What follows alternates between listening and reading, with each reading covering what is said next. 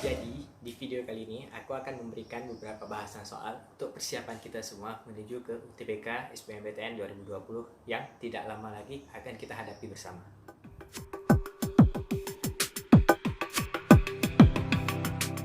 Assalamualaikum warahmatullahi wabarakatuh. Selamat datang kembali di channel Rais Story, channel kebanggaan kita semua. Jadi teman-teman, kali ini aku akan memberikan beberapa bahasan soal untuk persiapan kita menuju ke SBMPTN UTBK 2020. Jadi seperti yang kita ketahui bersama nih, di masa pandemi COVID yang sekarang kita sedang alami, UTBK SBMPTN berbeda dengan sistem biasanya.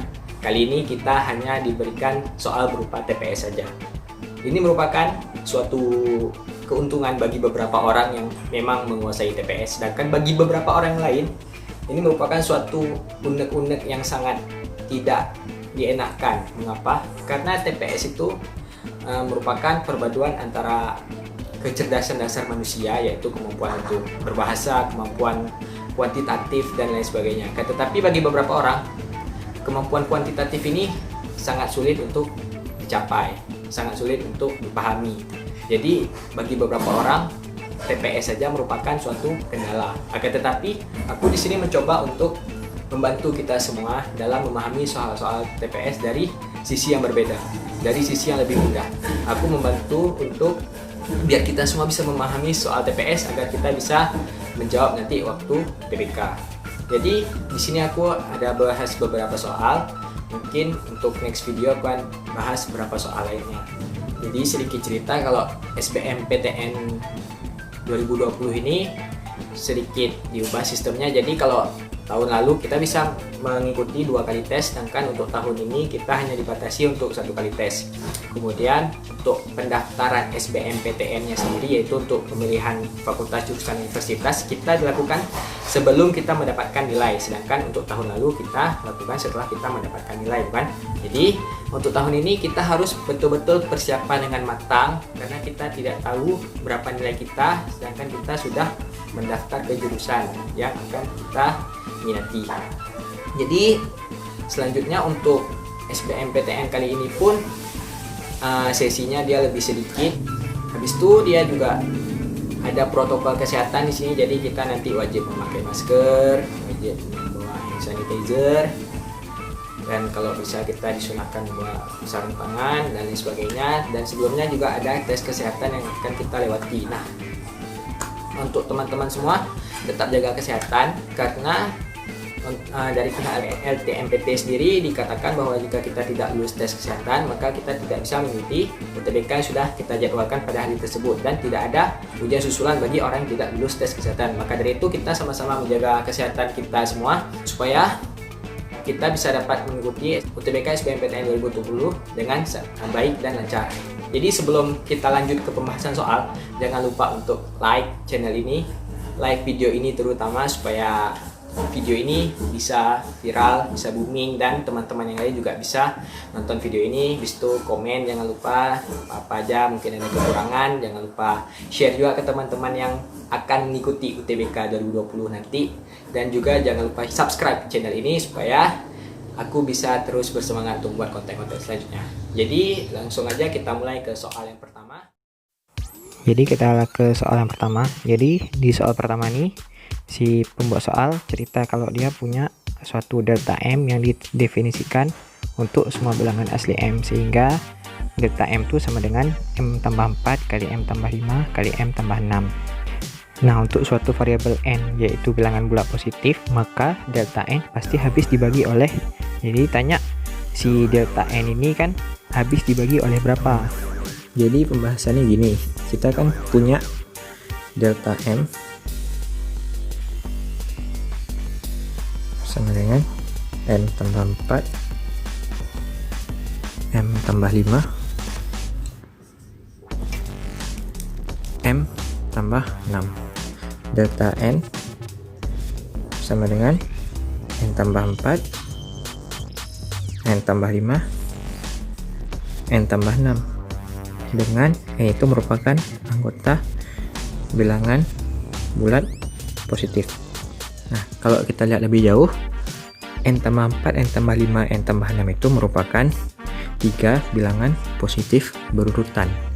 Jadi ada 3 bilangan perkalian dari 3 bilangan positif berurutan. Jadi n tambah 4 kali n tambah 5 kali n tambah 6. Nah, kita punya sifat di matematika itu perkalian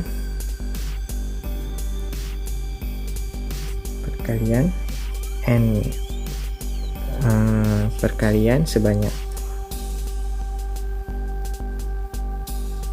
n bilangan berurutan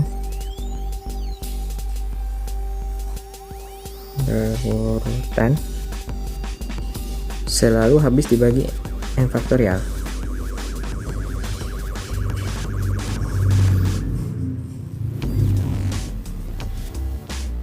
Jadi kalau ada yang belum tahu n faktorial itu apa, n faktorial itu adalah perkalian bilangan dari n sampai 1. Contohnya kayak 10 faktorial berarti 10 kali 9 kali 8 kali 7 kali 6 kali 5 kali 4 kali 3 kali 2 kali 1. Kalau 3 faktorial berarti 3 kali 2 kali 1. Jadi kalau n faktorial berarti n kali n kurang 1 kali n kurang 2 kali n kurang 3 dan seterusnya sampai kali 3 kali 2 kali 1. Jadi kalau ada misalnya 4 bilangan berurutan, berarti misalkan 1 kali 2 kali 3 kali 4, itu berarti pasti habis dibagi 4 faktorial. Kalau misalnya ada perkalian 3 bilangan berurutan 10 kali 11 kali 12, nah itu berarti pasti habis dibagi 3 faktorial. 3 faktorial itu berapa? 3 kali 2 kali 1. Nah, ini kan kita di soal kita punya n tambah 4, n tambah 5, n tambah 6. Ini merupakan perkalian 3 buah bilangan berurutan, maka delta n pasti habis dibagi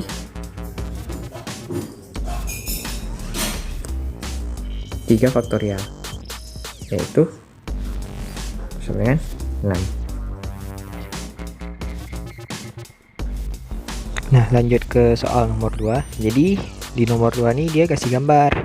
Di gambar ini ditanya ada persegi, di dalamnya lingkaran, terus diketahui jari, ditanya panjang si PZ. Di soal tentang gambar nih, supaya mempermudah kalian, yang kalian lakukan adalah kalian harus menggambar gambar yang ada di soal. Kemudian kalau misalnya di soalnya nggak ada gambar, berarti kalian buat sendiri gambarnya. Habis itu angka yang diketahui di soal kalian taruh ke gambarnya supaya kita nggak bingung. Jadi diketahui di sini jari-jari lingkarannya itu adalah 3, berarti di sini kita buat R sama dengan 3. Dan kemudian ditanya adalah panjang PZ sama dengan, dari pilihan jawabannya kita bisa lihat kalau PZ itu dalam bentuk angka 3. Jadi di sini udah pasti kita harus pakai nilai R-nya untuk cari nilai PZ. Jadi yang pertama tuh di sini kita misalkan kan PO itu berarti kan sama dengan R, sedangkan PX kita misalkan dengan A. Kita buat gambar baru. Kita ambil bagian dari lingkaran segitiganya, ini X, kemudian di sini kita tarik X satu putus, kita misalkan ini A, O, dan ini adalah bagian lingkaran P. Maka di sini panjangnya adalah 3 dan ini kita misalkan dengan A kecil. Sedangkan OA adalah jari-jari lingkaran enggak, maka panjangnya adalah 3. Dan AX itu adalah sejajar dengan jari-jari lingkaran, berarti panjangnya 3 juga. Tahu kan dapatnya dari mana? Kan di sini kita punya jari-jari lingkaran 3. Jari-jari lingkaran ini sama dengan setengah dari panjang sisi si persegi. Jadi total sisi persegi ini 6. Jadi kalau misalnya AX kan setengah dari persegi, berarti AX panjangnya 3. Habis itu di sini kita dapat kalau misalnya ini 3 ini 3, berarti harusnya panjang OX itu adalah 3 akar 2. Ya enggak? Kan akar dari 3 kuadrat tambah 3 kuadrat. Akar dari 9 tambah 9 akar 18 sebenarnya 3 akar 2. Sedangkan di sini kita dapat OX adalah 3 tambah A. Soalnya 3 akar 2. Maka A sama dengan 3 akar 2 kurang 3. Jadi kita dapat A sama dengan 3 akar 2 kurang 3. A ini panjang ini. Kan panjang ini sama panjang ini sama. Berarti ini kita misalkan A juga. Maka kalau ditanya PZ itu kan tidak lain dan tidak bukan adalah panjang diameter tambah panjang A. Diameter tambah A. Diameter itu apa? 2 kali jari. Jadi jarinya 3. 3 kali 2 berarti 6 tambah A itu 3 akar 2 kurang 3. Maka jawabannya adalah 3 tambah 3 akar 2. Selanjutnya untuk soal nomor 3 ini merupakan soal pilihan ganda 1, 2, 3, 4. Jadi langsung aja kita bahas.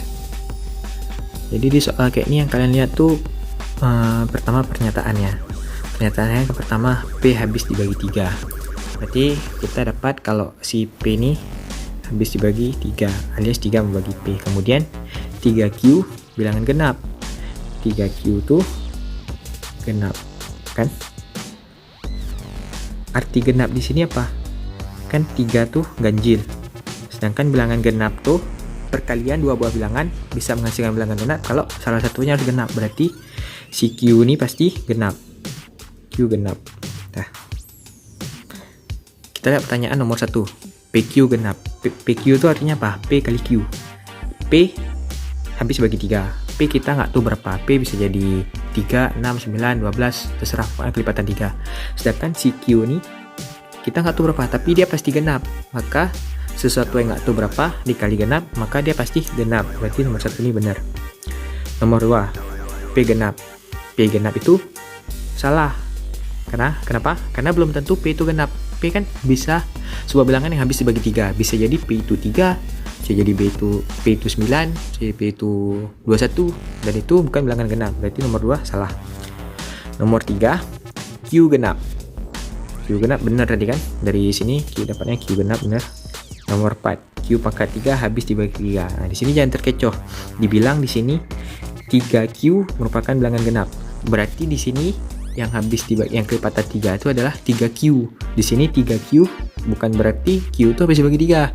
Jadi Q ini bisa jadi 2, 4, 6, 8, 10. Nah, kita nggak tahu berapa, yang jelas dia genap, tapi dia belum tentu habis dibagi 3. Jadi Q pangkat 3 pun belum tentu habis dibagi 3.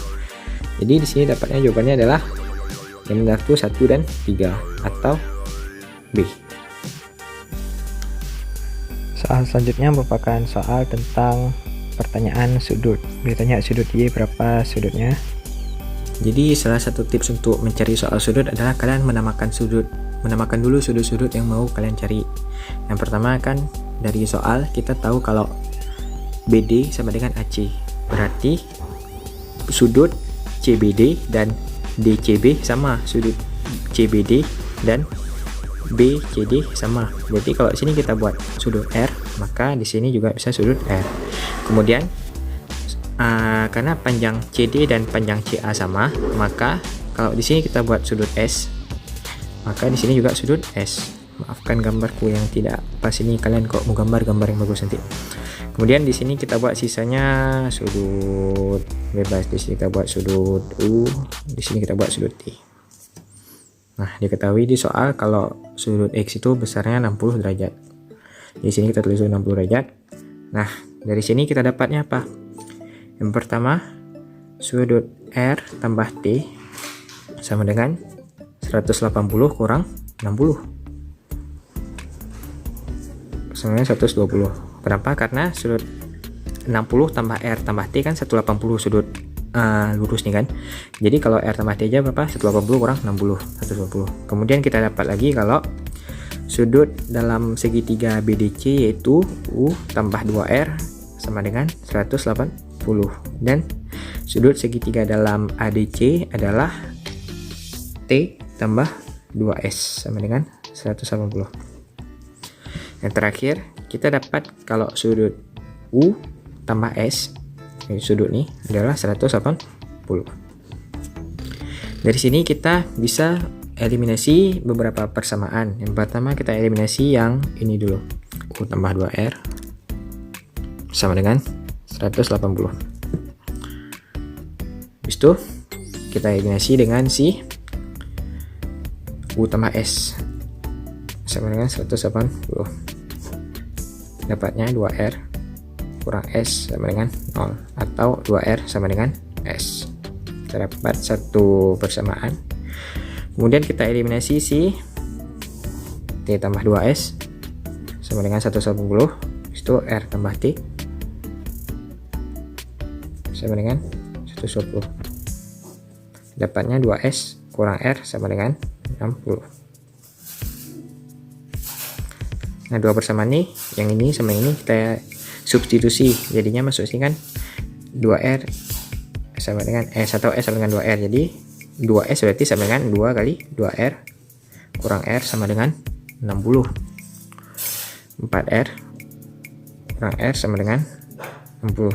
3R sama dengan 60. R sama dengan 20. Udah dapat gini. Selanjutnya kita yang ditanya apa? Y. Sedangkan kita baru dapat R, kita perlunya Y. Berarti kita perlu lanjut lagi carinya. Untuk Y, kita substitusikan R ke sini dulu. Kan R tambah T sama dengan 120. R 20 tambah T sama dengan 120. Maka T sama dengan 100. T sama dengan 100, berarti kita substitusikan lagi ke sini. Berarti T tambah 2S sama dengan 180. 100 tambah 2S sama dengan 180. Maka 2S sama dengan 80. S sama dengan 40.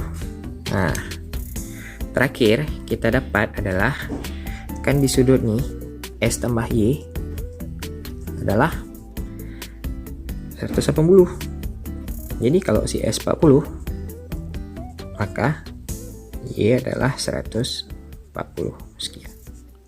Di soal selanjutnya adalah disuruh urutin soal bilangan berpangkat.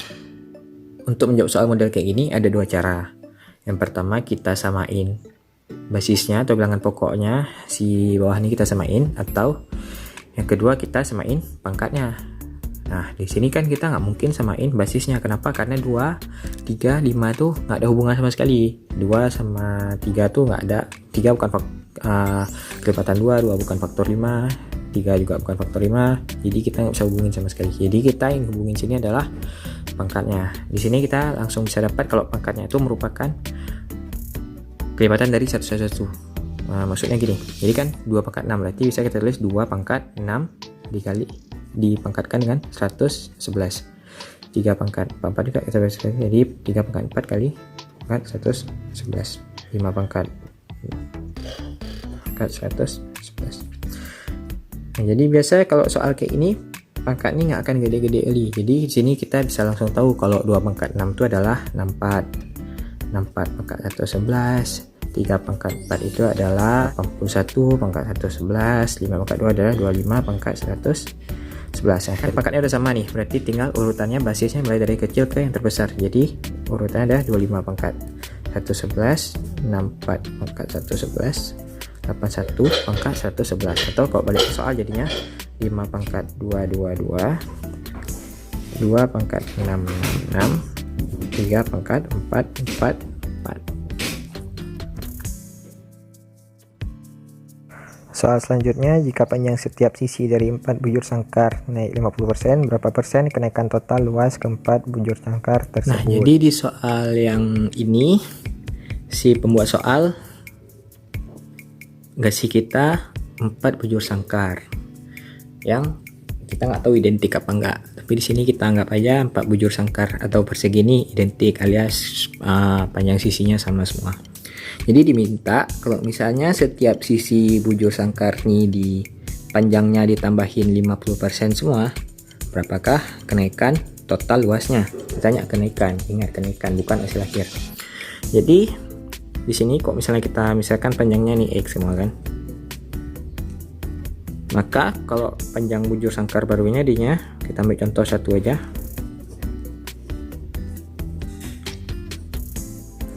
Adalah X ditambah 50% X persen X, jadinya sama dengan 1,5 X.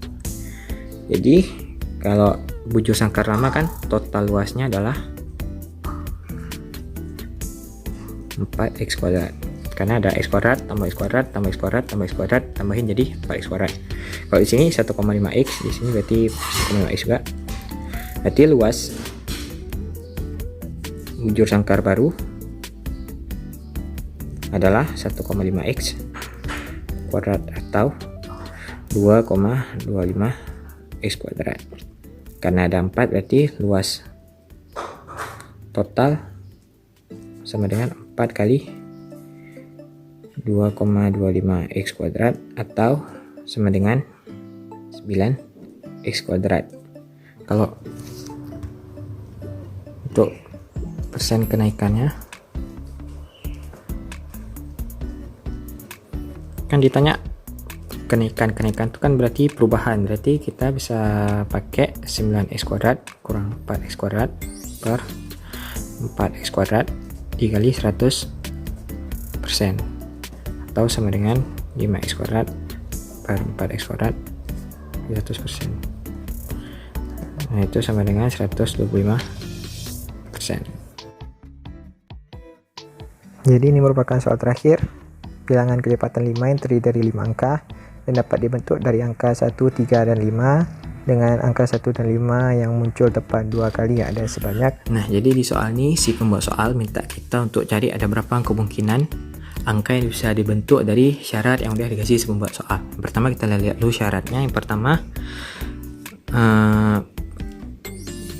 angka ini terdiri dari 5 digit atau 5 angka. Jadi kita buat dulu tempat, ada 5 tempat di sini. Habis itu dia bilang kalau angka itu terdiri dari angka 1, 3 atau 5. 1, 3, dan 5. Jadi pokoknya isinya tuh antara 1, 3, dan 5. Jadi nggak mungkin ada angka 2 di situ, angka 9 di situ, angka 0 nggak ada di situ. Habis itu dibilang kalau angka 1 dan angka 5 tepat muncul 2 kali. Jadi angka 1 tuh ada 2, terus angka 5-nya juga ada 2. Jadi kemungkinannya itu 1, 1, 3, 5, 5 dan acakan dari si 1, 1, 3, 5, 5 ini. Nah, terus dibilang selanjutnya adalah bahwa bilangan ini merupakan kelipatan 5. Jadi angka di ujung ini pasti angka 5. Kemungkinannya ada 1 biji. Jadi di sini udah pasti angka 5 dengan total kemungkinan ada 1. Jadi kan nih udah hilang kan. Berarti kita sisa punya 4 angka lagi, yaitu 1, 1, 3, 5 yang akan kita kombinasikan di 4 angka pertama ini. Gimana caranya? Kan aku yakin kalian udah belajar kombinasi dengan bilangan yang sama, kombinasi dengan unsur yang sama. Jadi kombinasi dengan unsur yang sama dan R unsur sama. Jadi di sini kita punya 4 unsur yang berbeda dengan ada salah satunya 2 unsur yang sama. Jadi cara caranya adalah 4 faktorial per 2 faktorial kali, sini kan satunya ada 2, 3-nya cuma ada 1, 5-nya cuma ada 1. Jadinya 4 kali 3 kali 2 kali 1 per 2 kali 1 kali 1 kali 1. Jadinya adalah 12. Di sini jadi ada kemungkinan 12 cara. Sini ada 12 cara dikali 1 cara sama dengan totalnya adalah 12. Nah, jadi itu aja pembahasan soal yang bisa aku buat di video ini. Semoga kalian semua bisa mengerti apa yang aku jelaskan dan bisa memahami dengan baik, supaya nanti kalian bisa terapkan di UTBK SBMPTN 2020. Semoga kita semua sukses dalam menghadapi UTBK SBMPTN 2020 dan semoga tetap jaga kesehatan kalian semua selama pandemi COVID ini, karena kita tidak tahu apakah kita pada saat UTBK akan terserang penyakit tiba-tiba, kita tidak tahu. Semoga kita selalu terjaga kesehatannya dan kita berdoa kepada Allah agar kita dapat mengikuti UTBK SBMPTN dengan baik. Aku rasa cukup sekian. Sekali lagi aku minta tolong jangan lupa like, komen, share, dan juga subscribe channel ini. Dan jangan lupa untuk aktifkan lonceng notifikasi supaya kalau ada video baru kalian bisa langsung lihat di notifikasi dan kalian bisa cek channel ini. Sekian, terima kasih. Assalamualaikum warahmatullahi wabarakatuh.